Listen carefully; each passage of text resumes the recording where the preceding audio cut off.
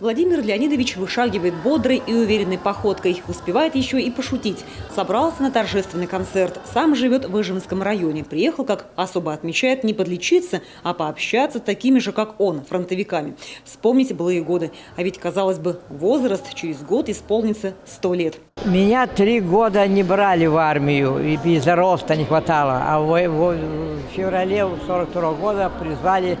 Это 28-я стрелковая дивизия монтировалась в Котласе, и меня призвали в зенитную артиллерию, отдельные зенитные пушки, отдельная зенитная батарея, 1007-метровой пушки. И вместе с ними поехали до Андреаполя. Там уже распределились по частям, и уже в основном мы курировали по секретной линии такой, прятались и разведчиков немецких подстреливали. Таких, как Владимир Леонидович, который прошел всю войну и встретил победу, все меньше, но возраст не помеха. Все такие же веселые и задорные. Они в юном возрасте познали, что такое голод, холод, бомбежка и ливень пуль. Страх не сломил их тогда. Возраст не ломает и сегодня. Мы сами, зная, чем была для вас эта победа, переняли тот самый дух патриотизма, любви к родине и защиты наших границ, свобод наших граждан. Поэтому в этот предпраздничный день, 8 мая, я хочу вам сказать слова глубокой признательности и благодарности за то, что вы сделали, за то, что вы прошли, никакого результата вы добились.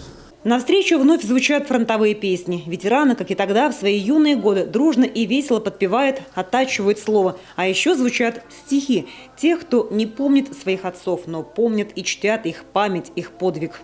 Тебе, отец, которого не помню, я посвящаю эти грустные стихи. Пусть ведь он погиб, земля пусть будет пухом. Прости, отец родной, за все прости. В канун праздника Дня Великой Победы торжественные приемы проходят по всей республике, чтобы ветераны снова вспомнили тот светлый день, когда 73 года назад объявили об окончании войны. В республиканском госпитале ветеранов тем временем тоже праздничная атмосфера. Сейчас лечение здесь проходит 47 фронтовиков. Алексей Михайлович сегодня в парадном пиджаке. Из-за эха войны ему тяжело ходить, но на встречу с главой и он появился. Я призывался в армию в 1943 году. Ну, как и все, сначала подготовку, школы всякие, гражданские еще прочее. На фронт, потом уже я 45-го в начале года попал в Венгрию. Вот там в общем освобождали Будапешт. Немцы долго не сдавались.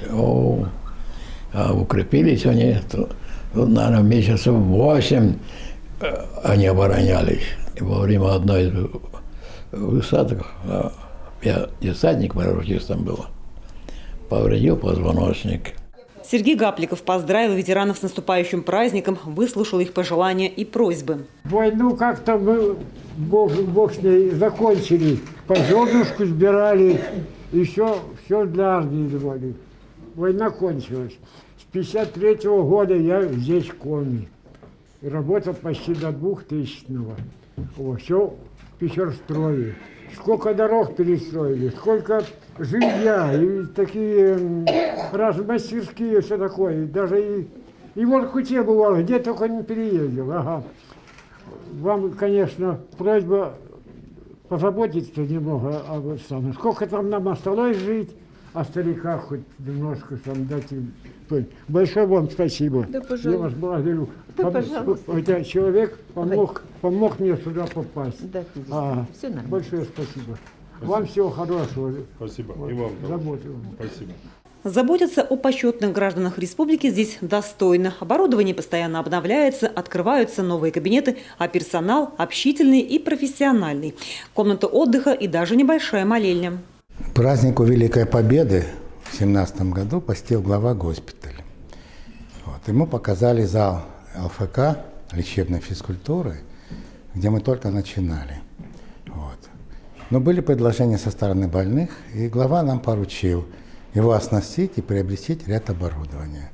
Что мы и сделали? Мы приобрели лимфодренажный массаж, массажеры и ипотренажеры.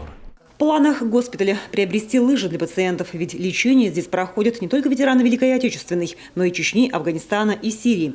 Еще многие из них могут заниматься более активной и тяжелой физкультурой. Татьяна Супряткина, Евгений Стокос, Олег Костромин, телеканал Юрган, Сыктывкар.